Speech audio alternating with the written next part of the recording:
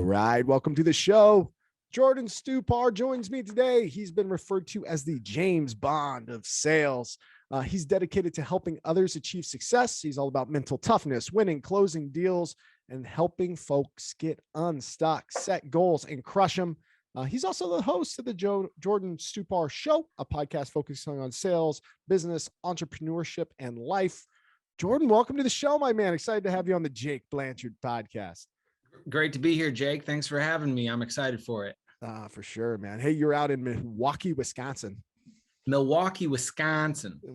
Hey, I was in, this is my favorite Wisconsin story. I don't know where I was in Wisconsin. I used to travel around as a consultant. Was at a hospital pretty close to the Leinenkugels. Yeah, I can't say it right. So I don't know where that is in Wisconsin. But I know that we stopped by a bar that had this giant indoor volleyball like dome. And apparently that's like maybe a little common. Like there's indoor volleyball happening in Wisconsin. We ate cheese curds, drank beer. Just didn't know if that was a typical Wisconsin experience or what you guys got going out there. I don't think that the dome volleyball is what we're known for. Okay. It might be more common because like the Leinenkugels, I believe, if I'm correct, is up in like Chippewa Falls or something, which is like, that's like the middle of nowhere, Wisconsin. So maybe it's a thing there for domed volleyball, but it's less common here in Milwaukee. Well, are you originally from Milwaukee? Is that where you grew up? Is that where you call home? Born and raised. Okay. Very good, man. And then before we dive into some of the, I definitely want to tap into your sales expertise. I want to tap into some of the really cool things that you've got going in your ecosystem, but would love to get to know you a little bit as far as what was it like growing up? And then how did you find sales as a profession? Good question. I think growing up, I had no intentions of being a sales professional or a business owner or an entrepreneur. The first dream that I had as a child was to be, a World Cup soccer player for the USA. Oh yeah. And, that I became very, very good. And to this day, I kind of still regret not fully chasing the whole soccer thing. I was on the Olympic development program for a year, but just couldn't commit to all the traveling. So growing up, going into high school, my second dream became aware to me that I wanted to be a rock star. I saw in high school freshman year, it was like first day. I didn't have any friends. I'm brand new. And of course, at that age, you're looking at girls and you kind of like, you want to level up your life, get a girlfriend, and I saw like 20, 30 girls all just circled around this tree outside on the hill. And I just start hearing music. And so I'm approaching and I see like two guys playing acoustic guitars, serenading these, 20, 30 girls or whatever. And that's when it clicked for me. I was like, I need to play guitar because that's the only way that I'm going to get attention from girls, because apparently all my soccer stardom over here isn't exactly working. So then I became extremely proficient at guitar, still love to play. I just don't get to play it as often as I wanted to. But ultimately spent several years with a band, producing music, writing songs, blah, blah, blah. But then I also realized probably about 17-ish, kind of at the final tail end of school, that it's like, I got to move out one of these days and like pay for shit. So music isn't really working all that well. I was working at Chili's at the time, serving tables, and ended up getting fired from that job. So I forget exactly where I was. I had spent some time in between the summers in high school selling Cutco, selling Rainbow vacuum cleaners, and selling Kirby vacuum cleaners. And if, by the way, for the vacuum cleaner gurus out there in sales, I would definitely put the Kirby up against the Rainbow, and I think it's going to win. But I started kind of getting my feet wet in sales, but I ended up dropping out of college freshman year. And I ended up getting fired from Chili's. And so I went onto Craigslist and I typed in sales jobs because I knew that you didn't need to have a degree. Or any real experience. It was kind of like that low entry, I'll give this a shot. Jordan, And I'm yeah, gonna go put a ahead. pin in this right now because I have to go back to some of the things that you just said because the parallels in your life and my life are standing out to me right now, and I just have to address it. So, um, one, didn't have the soccer stardom. Played a lot of World Cup soccer on Nintendo 64 growing up, though. Just that's how I got after it. Um, However, I did start playing bass guitar when I was 14 or 15 years old, specifically for the same reason, being in a band. Now, I didn't Yep. know that playing bass, though, that you're in the band, you don't quite get all the girls Yeah. that the other folks in the band did. But that's actually how courted my girlfriend, who's my wife now, 18 years later. So it was in a metal I band. believe it. It was rocking out. I had the same realization as you of like, hey, I'm actually going to have to go do something. We're good, but maybe not good enough Right. to go out and do that. My first real like kind of job out here in Boise, I worked at a retirement home, but shortly after worked at Chili's No way. and got fired from Chili's. No way. Yeah, I wouldn't work a Boise What did you State get fired tailgate. for? I wouldn't work a Boise State tailgate. They wanted me to pour beer during the tailgate, and I was a sophomore in college or a junior in college, and I just wanted to go to the games. And they're like, "No, you're scheduled." I'm like, "No, I got tickets to the game." They're like, "You're scheduled." I'm like, "I'm sorry, but there's a lot of Chili's out there. Like I can go find another job. Like I'm not going to do this. It's the only job that I've been like a insubordinate employee and just like walked Yep. out in that way. So I just had to stop you there because between the music and some of the And realizations Chili's. and the Chili's, Yeah, dude. We must be twins or I something. know it, man. Yeah, and and probably very similar to what you would about to say about what happened after you got fired from Chili's. Same thing for me. I was like, okay, I'm going to get a sales job, and so I got recruited by a door-to-door sales company that said we were giving away free alarm systems door to door, and I was like, dude, you mean I can make a living giving away free alarms? Like, sign me up. And took me 2 weeks of knocking doors, getting doors slammed in my face, to realize that this whole sales thing wasn't going to be like the easiest thing ever. And in fact, I almost quit 2 weeks into that job because I hadn't sold a damn thing. And so I called my mom, and she gave me a super valuable lesson that I've like hung on to my entire life. She just said, I'll come pick you up. You can quit. I'm literally going to jump in my car in 5-10 minutes. I'm going to come pick you up from that street corner that you're on. But before I come and pick you up, you got to knock on one more door while I'm on my way to come pick you up, and then you can quit. I was like, really? Why? Like, I've knocked every door in the neighborhood, Mom. Like, nobody's going to say yes. I hate myself. I'm not cut out for this. Nobody's buying anything. Nobody wants a free alarm system or sign up for the monitoring. Nobody. No. She's like, one more door. So I was like, okay, fine. I lit up a cigarette when I was smoking at the time because that was the thing to do to kill time between knocking on doors. Oh yeah. And so I'm in the middle of smoking the cigarette and just walking down the street, like scoping out, like, what's that last door I'm going to knock on? And I actually didn't have to knock on an extra door because there was an old, like, father time. He must have been like 182 years old, working on an old Chevy truck that was probably from the 30s or 40s. And he's like, yo, young fella. I'm looking around. I'm like, what? He's like, man, come on over here. What you selling? I was like, well, sir, I'm not really selling anything. And he's like, well, what you mean? Nobody's buying? And I was like, that's precisely, what's happening is nobody's buying my alarm systems. And he's like, well, shit, man, come on inside, man. I've been looking for an alarm system for the last little while, and this seems to be pretty convenient. I'll buy from you.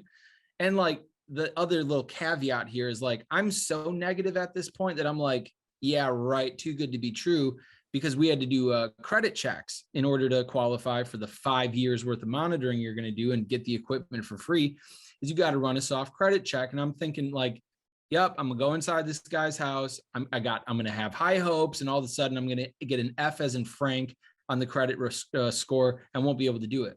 But God had other plans. I go inside the house, I sit down at the dining room table, and we do the whole thing, full pop deal, no objections, total lay down. And about a half hour later, I put my feet back out on the concrete out in the sidewalk, and I did the math on my head, and I was like, dude, I just made $225 in like 30 minutes. like, and by the way, you would know this, I was only making 30, 40 bucks a day at Chili's, you know? So it's like, I just earned an entire week's worth of money from Chili's in 30 minutes, just talking to somebody. And it was at that point in time, whatever that day was, that I decided that my life's job from there on out would to be figure out how many of those sales can I make in one day and how much money can I really make being a sales professional. So that's when, like, you know, I became addicted. Oh, 100%, man. That's got to be it's so funny when situations like that happen, when you feel defeated, you're at your lowest, you're at your like hands up, like whatever, but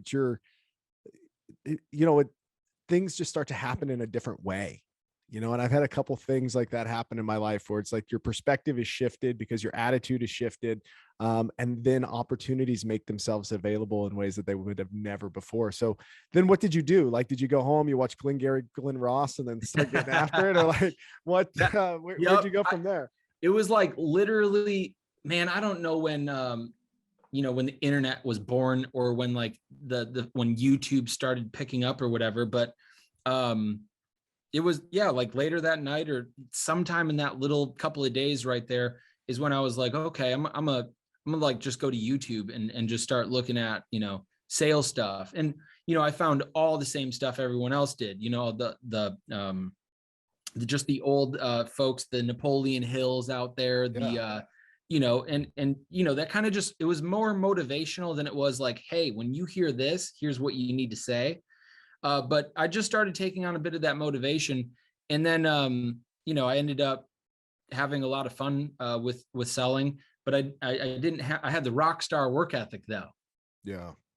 So for the entire 8 years that I ended up really going door to door, I never really experienced a whole lot of real success. I was probably, I don't know, top 10% of door knockers in that industry at that time. But like I was only working like 2-3 hours a day because that's all I really needed to do in order to make the 30-40 grand that I really kind of needed to just like party and talk to girls that I had attracted with my guitar, so I fell into that pit of not developing any real discipline or work ethic while developing my skills and just relied heavily on talent to kind of earn money, which is what I believe a lot of salespeople still do to this day. Is they just kind of live their lives looking for the laydowns. Yeah. And I tell my coaching clients this on a regular basis. I'd love to see what you think. The difference between an employee and a professional is intent. So, when you show up and you say, I'm a professional salesperson, I'm going to do more than 3 to 4 hours a day. I'm going to study this game. I'm going to show up like I'm a professional athlete. I'm going to play full out when I'm like getting after it. I'm going to set goals, audacious goals, and I'm just going to go get it. And I'm just going to grind and get it. It's a very different paradigm than kind of what you said there, that trap that people fall into, which is, I just need $1,200. Yeah. I've got Chili's money. And now what are you telling me? I can work 3 to 4 hours and make 10x what I was making over there. This is a comfortable life. But then you didn't have that marker way out there saying, I can make 300 to 400 grand a year, right? If I just show up in a different way. So how'd you cross that bridge? So that brings me to kind of the season of my life where I kind of usually refer the beginning of my life. Yeah. Probably I knocked doors for 8 years. So that took me to, I was about 25. I knocked doors in Wisconsin. I moved to Virginia Beach. I lived for 3.5 years in Dallas, Texas. And then I moved up to New York City for a girl. And that girl wanted me to have a steady income. She didn't want the inconsistencies of a 1099 independent contractor door knocker where I might not make anything for a week. So I took my first salaried sales job at a call center in Brooklyn. And quickly, I realized that I got bait and switched because they told us there would be an unlimited commission that you could earn. We'll give you a $45,000 base, but then they capped it at $500 maximum bonus per week if you were the top salesperson. So like, regardless of how well you do, you can only make an extra $500 per week. And that's like, if you crush everyone, that's 20 grand a year. Yeah. Right. That's Yeah, you didn't sign up for that. Not what I signed up for. And additionally, the relationship didn't work out. And I was kind of banking on her helping a little bit with rent and stuff Yeah. because that's ridiculous. So she ended up moving out. That whole thing didn't work. So I'm alone in New York City. I've got no friends, no family. I hate my coworkers, hate my boss, hate my job, hate myself. I'm spending pretty much every single night smoking shit tons of weed, drinking as much booze as I can, Netflix, video games, trying to escape my loathsome reality, and just getting into some bad habits and some horrible mindset. And that's it was probably like July, maybe August of 2013, and I'm in New York City and woke up with like the worst hangover of all time. I think I've maybe had a few that are actually worse now that I'm just older. And that's how now I drink 2 beers and it's like, dude. But I woke up with this killer hangover in New York City. I'm all alone. I'm probably 20, 30 grand in credit card debt. I've got maybe like $500 in my bank account. And like I had what my favorite author, MJ DeMarco, explains in his book Unscripted. For any entrepreneurs or business people out there, I would highly recommend that book, Unscripted. He explains that in your life, you're going to have a ton of these FTEs. Fuck this event, or I'm sorry, FTMs, fuck this moment, where you're just like, okay, I'm canceling Netflix today because I'm wasting time on that. Nothing else is really going to change, and hopefully things improve. But I had like looking out my apartment window, I just had a fuck this event. I'm done. I'm ready to kill Jordan Stupar and rebirth myself as a more successful, more competent, more responsible, more disciplined person of actual value. And it was in that moment I learned a trillion life lessons that I enjoy sharing with other people. Is I immediately threw all my weed out the toilet, all the booze. I literally took my Xbox, unplugged it from the TV, and dropped it out my second story window into a bunch of little pieces, canceled Netflix, and just literally purged all distractions or things that I could have used to disconnect from my own reality. And then I sat down on the couch and I was like, I checked my bank account on my mobile app and it's like $500. Check my credit cards. And it's like, yep, still 20, 30 grand in debt. I still look around my apartment. I'm like, I haven't moved anywhere. Nothing changed, but I had somehow changed everything. And it was that day, whatever day that was, July, August in 2013. I was basically like, whatever it takes, I'm going to be successful, hell or high water. I don't care if I die trying. I'm going to become successful, and I'm not going to be living this way anymore. And I'm just not going to settle for it. And so that was, to answer your question in the long story format, that was the moment where I was like, I'm getting disciplined. I'm taking this thing seriously. Jordan, I love your story. Again, here's a similarity, a parallel. I threw a GameCube out of my college out of my college apartment my freshman year. I didn't have an Xbox. I ended up being one of those kids where all my friends ended up with GameCubes when I was in middle school, high school. I can't remember when it was, but I went to college with it, and college was overwhelming for me. And I moved in with my girlfriend, who's my wife now. I moved in with her at 18. Like we were going to do the whole thing together, and I found myself taking like 100 level classes. I even dropped one. I was taking 3 classes my first semester of my freshman year. I was eating chicken patties from Costco and playing GameCube, like games that were like old, like 4 or 5, 6 years old. That had absolutely no value. I was just very comfortable playing them. They felt familiar in an unfamiliar place for me. They felt like that's where I got to like kind of hide back into my adolescence and those types of things and avoid showing up and like going and being a productive person, like you just explained. And I had 2 or 3 of those moments where it's just like, I got in an argument with her. I ended up throwing that thing out of the window and be like, okay, I'm done. And then I had 2 or 3 other moments a long time where I started getting more and more and more serious about showing up and actually treating life like a thing that I need to be attentive to, as opposed to just taking what I get and being mad and blaming everyone else. So I love that fuck this moment, or those events, events, those types of epiphanies. So then here you are. taking it more seriously, diving in, getting after it? Like when was that first, like, I made it, like this big wins, like this is the cheese I've been chasing, like that kind of stuff? I mean, there was, I think the one moment that sticks out is, I made all those life changes. And then I moved down to Miami after winning a reality TV show to go work for a business guy. What? And I show up at a new sales job, and like probably 3-4 months in, like I rang a $17,000 paycheck. And I was like, Okay. all right, then. All right. All right, let's say Cutco knives. I went straight to Aventura Mall, went straight to Jay Lindbergh, got my first like nice, like $1,500 suit, like all measured up. And like, I walked into the office and I was like, I'm a sales guy. I'm going to destroy this place. And that was kind of that first, like, yep, I made the right decisions. I made the right sacrifices. I'm on the right track. This is going to work out for me. Was that first kind of $17,000, like, I've never seen this much money in at one time in my life before moment.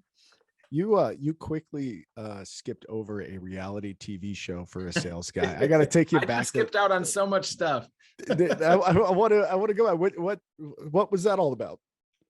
So I saw, after making some of those life decisions in New York City, I still had a job to go do. So I still went into the office, but instead of kind of just like treating the job as a job and just hating myself and such, I grabbed my phone and I was just scrolling through Twitter, or social media or whatever, just looking for, hey, we're hiring, or, move over here, we're paying this much, or just something. And I ended up seeing a tweet from, some influencer guy down in Miami saying that if you win a reality TV show, you'll get hired for a dream job down in Miami working for this company. I had never read any of his books, seen any of his videos. I just knew that he had more money than I do and was giving an opportunity.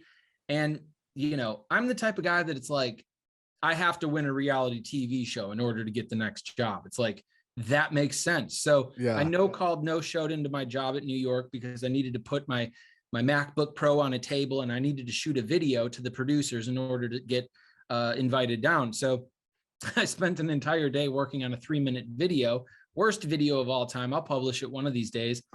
And the producers ended up calling me a day later and they're like, hey man, you got to come down to Miami to do this show.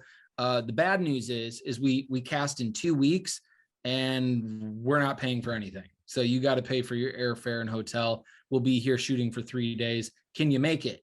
And before I gave myself time to actually think about the fact that I had no resources in order to make it to Miami, I was like, yep, hell yeah, I'll be there. Click. And for some reason, another one of those moments, like I mentioned with the old guy working on his truck, I had no money, dude, like maybe $400.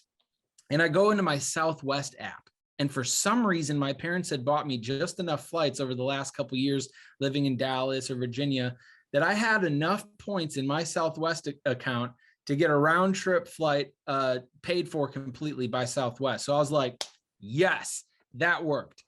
Then I'm shopping around on South Beach. We're shooting on 71st and Collins. If you're unfamiliar with Miami, that's basically South Beach, like a block from the actual beach. Like that's where the parties are, the bars, the girls, the fast cars. That's that strip. And, I'm looking at hotels, and I don't know if you've ever been to Miami and got a beachfront, 4-star, 5-star hotel, but those things are $8,000, $9,000 a night. And that's for like 4 stars. So I'm realizing, dude, I can't afford anything, but I found a little hidden gem, like literally in the Mecca of partying on like Ocean Drive, right between like, that famous shot of Miami with the neon buildings. And you bet. There's one of those little doors is actually a hostel. And I've never stayed in a hostel before. I'm just a middle-class white boy from America. I've always stayed at the Hilton, yeah. I go to the hostel. And so I fly down there, I get in the hostel, and I'm thinking like, dude, I'm going to have my own room. It's probably going to be shitty and small, but I'll have my own room. Wrong. I'm there for a job interview and a reality TV show. I'm carrying around my dad's suit because I'm too broke to buy my own. I get in there. There's 2 people doing blow on the sink, which I'd never seen before. There's what I call a South Beach threesome happening. There was an actual threesome, and then there was like a couple arguing in the corner. And I'm like, whoa, sensory overload. I'm just going to climb into my bunk, put in my headphones, and just try to get a couple hours of sleep before I wake up and go on this reality TV show. And by like 3:30 in the morning, dude, I haven't caught an ounce of sleep. All the drunk people are still getting back from the bars and the clubs that are literally right next door. And I did the one thing I promised to myself I wouldn't do. And I just kind of packed my stuff, went out into the sidewalk. And again, just like that story of knocking doors and just magic happening, I call my dad and I'm like, I'm in Miami on South Beach and I just got out of my hostel. I can't really sleep here. I'm here for a job interview, so this is professional. Would you mind, doing me a solid and putting me up in a hotel? And, with like half anger, half love, he's like, of course, we got you. And so I get to my hotel at like 4:30 in the morning and couldn't sleep. And I literally stood on 71st and Collins, dude, for like 4 or 5 hours that morning, just listening to Dollar and a Dream by J. Cole and just mapping out my life. It was the best 4 or 5 hours of my entire life. I was in a pivotal moment where I could not go back to New York. I wasn't going to go back to that reality. In Miami, I knew that once the door opened of my little van from the airport, I was like, I'm going to live here. This is beautiful. And like, this was a pivotal moment for me.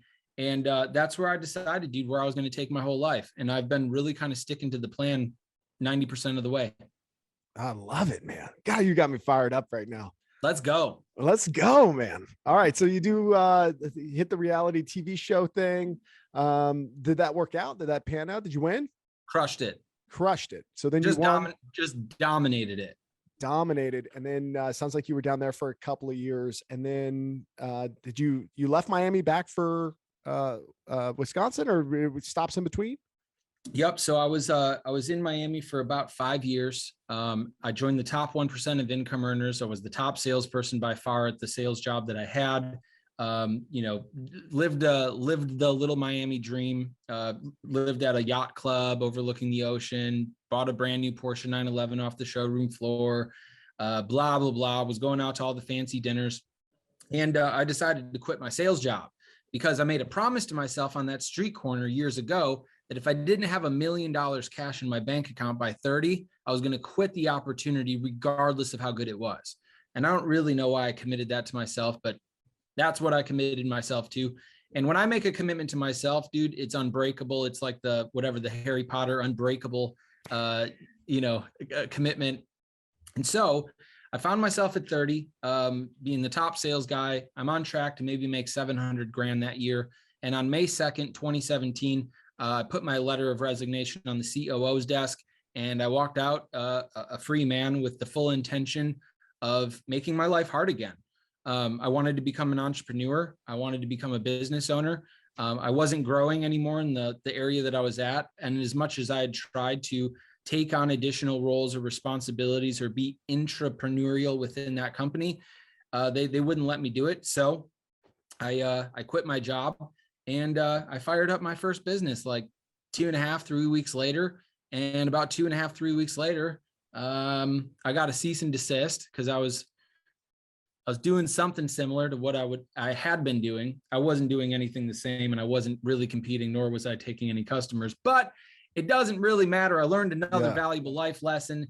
He who has the gold makes the rules. And I found myself in court 6 months later. I crushed my first couple months as an entrepreneur, but I had to shut down my business. And dude, we can keep the story. We can keep the story going, or no. I'm so enthralled, right? Like whatever you're willing to share, man. I love this, and the audience does as well, as the origin stories of just like what creates that grit of success, what like helps people get to where they're going. Like all of this obviously shaped your experience, man. So whatever you're willing to share from here on out. Then I'll take another quick step back. The business that I created was sales training, consulting. I had acquired some skills and gotten extremely good at what I was doing, and people constantly asking me questions, what's your cold call look like? How do you handle that objection? I do this. How would you do it? Blah, blah, blah. And, I realized that there was an opportunity to monetize the information and the approaches that I had. So I stopped believing in the product I was selling and believed in myself way more. And I was like, okay, I'm going to do this. So in my first 6 months of entrepreneurship, I probably did about 400 grand worth of revenue. I was just a solopreneur, so that was all mine. And mind you, I didn't even know what a payment gateway was or how to build a landing page. Like I had to call friends and be like, what was that click funnel thing? Like just piecing it all together. December, I had to shut down my business just because couldn't afford motion to motion to motion to motion with somebody way wealthier than I am. So I had to shut down the business. I ran out of all my money. I had left the relationship with the girl that I was with in Miami. And I like literally got to the point where it's like, I just have to move back home. Like I need family. I need some nurturing. I need some healthy people around me. And I just need to get the fuck out of Miami. And by the way, I love Miami, but fuck the people there. It's fake place. It's pretentious. I'm over Miami. If I go to South Florida, it's Fort Lauderdale and above, period. With that being said, I moved back home. That's so funny, man. It's crazy too, to me that like I want to do more with Bitcoin, but like all of the Bitcoin like conferences and everything are all out of Miami. And then to your point, I mean, and if you're listening and you're in Miami, I'm sorry, but there are a lot of shady people in Miami. Yeah. For sure. It's super shady, dude. And it's just, I love the fact there's a lot of lovely people in Miami too. Yeah, I got nothing but love for all of you in Miami, but y'all need to stop being so pretentious and all this just fakeness. Like there's no real people down there. Now, if I had to start a company down there, I just wouldn't, because there's no, the hiring pool down there is just shit, because nobody wants to work. Everybody wants a Lambo and every girl just wants a fat ass. And it's just like, nobody wants to work for it. Jordan with the real talk on the Jake Blanchard podcast. I love it, man. I'll hit you with it all day.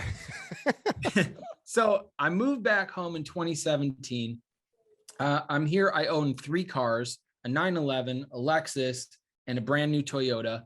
I move in and I'm like, okay, this is another pivotal decision for me.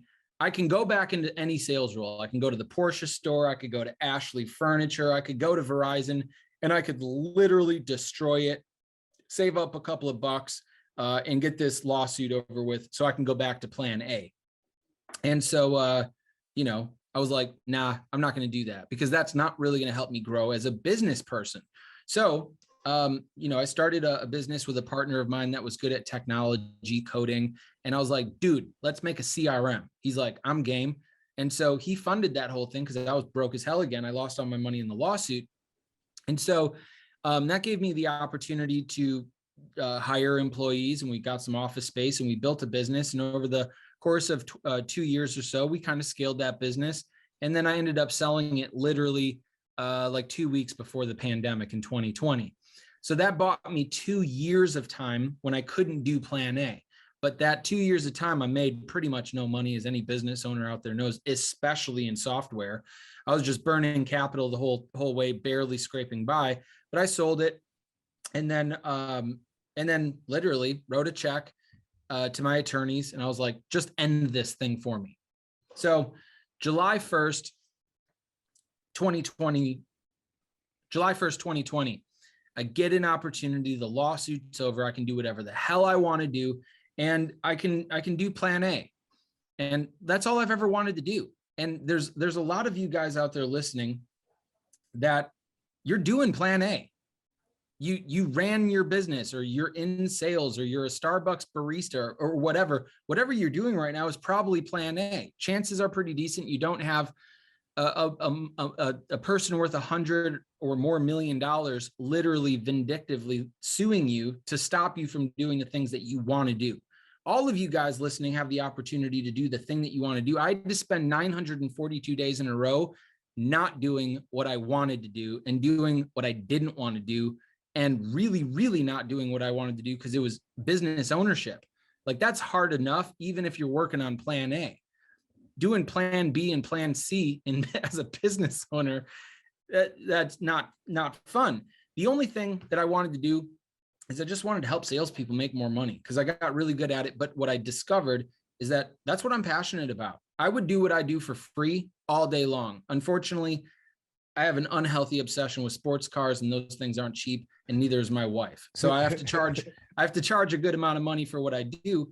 And, that it is what it is. But, I really, really love what I'm doing. And that's given me the grit of just being grateful for the opportunity to struggle. Yeah. And a lot of people don't want to struggle. And it's like, well, how the hell, how do you suppose that you're going to grow or acquire new skills or have new perspectives on life without struggling? I love it when I have an opportunity to struggle, because I'm going to struggle nobly. I'm going to work my ass off. And I know that you can't struggle for forever. Sooner or later, it's got to end. So that's kind of my little microscopic journey right there. Dude, no, that's intense, man. That's an intense story. That's 1,000 days of pressure, right? I was watching Shawshank Redemption last night. It's one of my favorite movies, not all-time favorite movies. And there's a part in that movie where Morgan Freeman's kind of reflecting on Andy Dufresne. He's like, pressure and time, right? And it's like, and I was literally last night listening to that, and I'm like, yeah, that is what so much of this is if it's the pressure that you're feeling and your energy toward the outcome and the time that you have to get there. And you can burrow through a wall and swim through shit if you got to do it, because when you get out on the other side, things are better. And I think it sounds like things are going well for you. I know your social media, your advertising pulled me in. That's how I heard of you in the first place, man. I went out, and just for listeners, man, I did not know Jordan. Did not even know of you. You popped up on an Instagram ad that's like objection handling. And at the time, like this was an area that I was like unpacking. Is my own. I've been an ops guy my entire career. I'm great at process improvement, operational improvement, project management. Had always had a negative viewpoint towards sales. Yep. But as I continue to kind of understand that sales are pretty important, especially when you're an entrepreneur, I'm acquiring knowledge. So I get hit with these things, and I'll tell you what, low barrier to entry, great price point, bought your objection handling cards, like studied them, applied them to my business. Super useful, like a really useful tool that you put out there. One, interested in why you came up with flashcards, and then two, maybe get us acclimated to like what you're up to now and what your business ecosystem's like around you. Sure. So July 1st happened, 2020, and I'll neatly segue from the story into answering your question. Yeah. July 1st, 2020, I fire up my business again. Stupar Sales Academy is live. And, there was some pent up attention or something, and boom, bunch of customers came on board, and I'm like, sweet, I've got a couple of bucks here. Also, real quick, you don't need any money to start a business. Okay. It's good to have some capital if you can have it. But I started Stupar Enterprises July 1st, 2020 with $800 and $117,000 of debt. What is that thing that can help kind of just advance my business a whole lot faster than me just, making calls or, whatever. And I'm like, flashcards. Every person I work with wants to do role playing. I got to talk to my spouse. The price is too high. It's outside of our budget, blah, blah. I went on to Google and I typed in, objection flashcards, or, a bunch of variations of that type of phrase. And I realized that nobody was selling, objection flashcards like, flashcards in Hooked on Phonics. Yeah. I saw blank flashcards where like you write in your own objection, and then on the other side you write in your response. That doesn't really solve a problem for a lot of people. So literally immediately I sat down and I created 33 objection cards, and I didn't even have a case for them. And I ordered 25 decks. I put those on my personal Facebook page, and just took a selfie in my kitchen of me holding them up, and said, I wish my Hooked on Phonics, would have included a couple of these, would have been better at sales. And literally within like 9 minutes, 25 decks sold. My Shopify store was like cha-ching, cha-ching, cha-ching. And I was like, oh. Yeah. So I ordered another 50 decks, 50 end up getting sold. 100 decks get sold. And literally I couldn't continue ordering as many cards as I was getting sold. And I wasn't even running ads. This was all organic. I probably sold 15 to 1800 decks of cash cards organically. People just talking about it. Reviews start coming in. Hey man, I closed a sale. Hey, this helped me there, blah, blah, blah. And I'm like, dude, this is the unicorn product that I was thinking about staring out my window. And then it hit me. I was like, wait a second. I'm getting people's names, phone numbers, email addresses, all their contact info. I'm a sales guy. I can call on these people and be like, yo, Jake, my man, what's up? I created the cash cards, dude, love them or hate them. Oh, dude, they're pretty cool. Cool, man. Were you using them for yourself or your team? It's like, yeah, dude, I got a sales team. It's like, great. I'd love to show you what we really do over here with Stupar Sales Academy. So ultimately, what am I doing these days? One, I am the proud creator of cash cards, maybe the only product in the history of humankind where I get paid to generate quality leads in my business. Yeah. Pat myself on the back for that, since as an entrepreneur, nobody else is going to do it for me. I am pretty proud of that.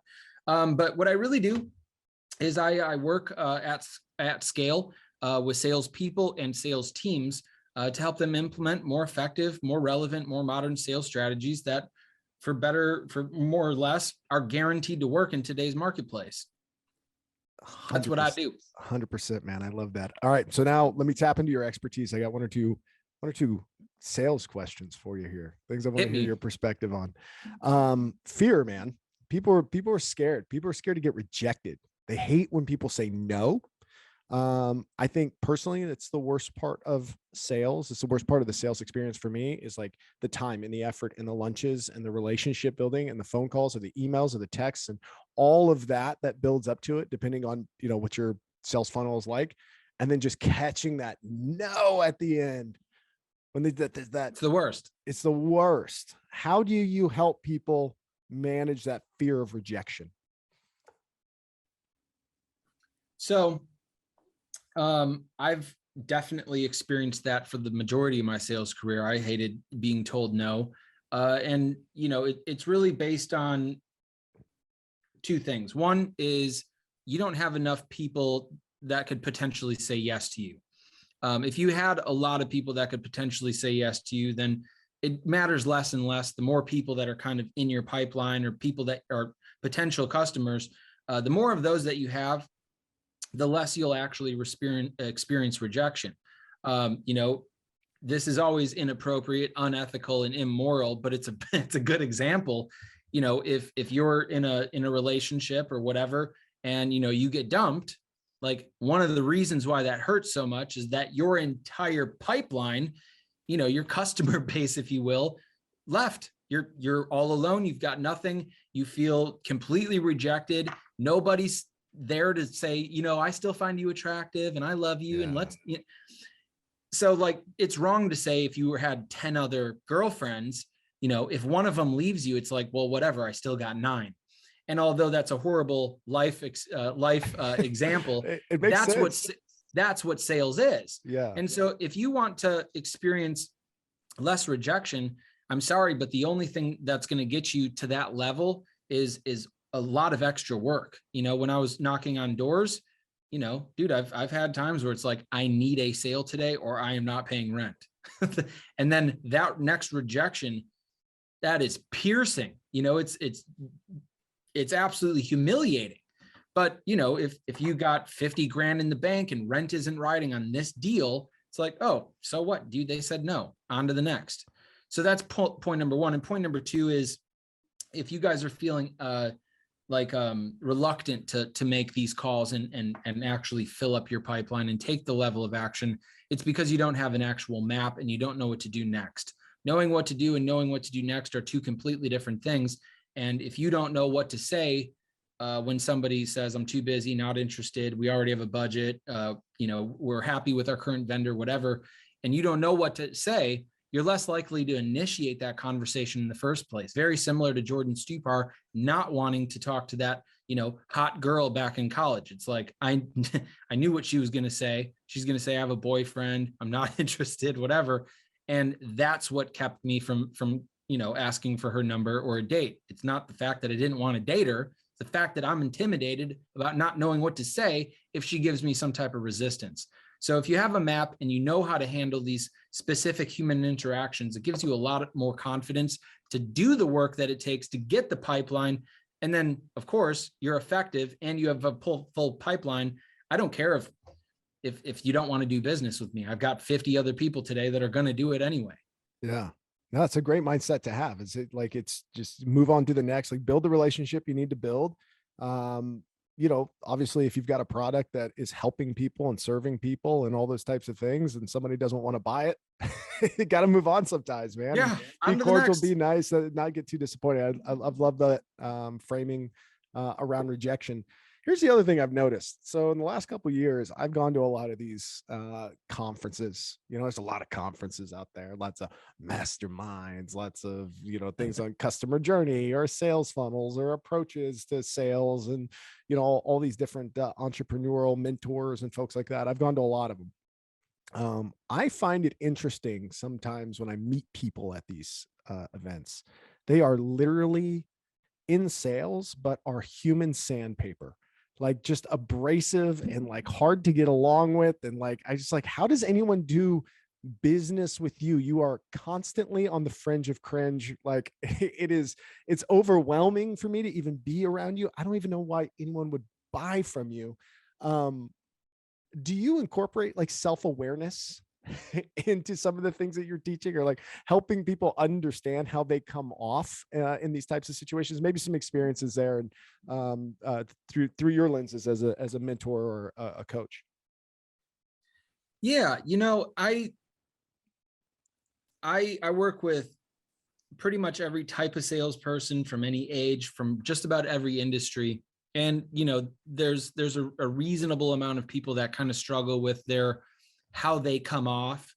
I just had a conversation with a client yesterday. He's making like 700 grand a year, but he's kind of struggling on some of these closing calls where he has an attitude. He's like, I'm the expert. Why are you telling me my prices are too high? It's justified, you asshole. And he kind of wants to like tone that down a little bit because he sounds like a douchebag. Yeah. And that's the douchebag. Then you got the real asshole. And there's different areas that people can struggle with their the fringe on, what did you say? The fringe to cringe? They're on the fringe of cringe. I love it. I'm stealing that all day long. I don't think that people are comfortable being vulnerable and just being like, dude, yeah, me too.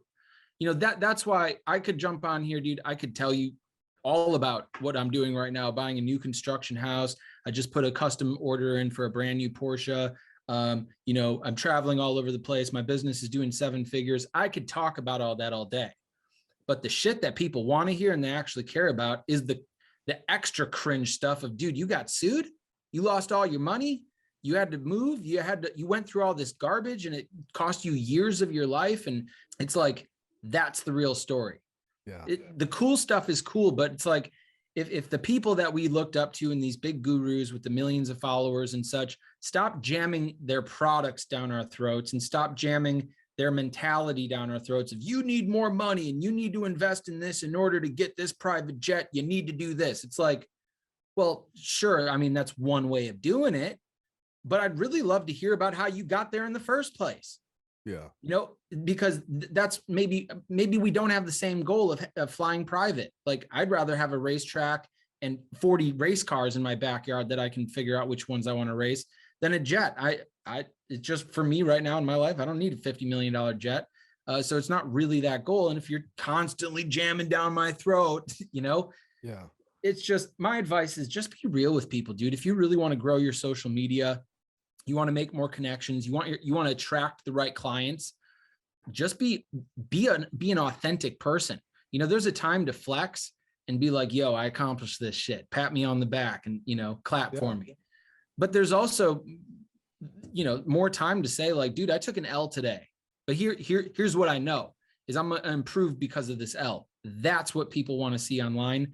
And ultimately, when I had my business in 2017, where I thought I was the next best thing since sliced bread, and I had an attitude and I'm like, look at me, dude, my customer base, 1000% different than the customer base I have right now, because a lot of people understood what I've gone through to get here. I suffered nobly. I wasn't cringe and I wasn't bitching. I wasn't a victim. I just went through the motions, did what I needed to do. And people respect that now. One of the most disgusting parts about my life right now is I don't have enough haters. Most people are just like, dude, I know what that guy went through, man. Like, I respect that guy. And that's cool. But, I'd like to have at least one or two haters out there. Gotta get some haters in there, man. I love it. I know. I love like it. I've been through too much shit for anybody to hate on me for it. Well, brother, we're coming up on an hour here. This is a fantastic opportunity to peel you back a little bit. Couple things that I love from this conversation today. One, your door-to-door experience, especially around that conversation with your mother, like, hey, you can quit, but I'll come pick you up, go to one more door. Like, that's got me fired up, man. It's got me fired up that you're hitting the reality TV show opportunity on a whim. You built that into experience, and now you're leveraging that experience with unbreakable commitments to yourself, and serving others and building this brand, man. Hopefully folks listening to the show will go and check you out. Where are they going to do that at? You can literally find me just about anywhere at Jordan Stupar, Stupar. If you're trying to get even more direct, you can just go to jordanstupar.com. If you are interested in the sales aspects or things that I might be able to do for you, just go to stuparsalesacademy.com and connect with me. I'm a pretty approachable, normal, average guy from Wisconsin that's just trying to help other people and trying to help myself by doing so. Perfect, man. I'll throw some of those links down in the notes of the podcast. So easy clicking there. And Jordan, appreciate you coming on the show, man. Looking forward to having you on in the future, and best to you and the clients you serve. I appreciate it, man. Great to connect with you. All right, cheers.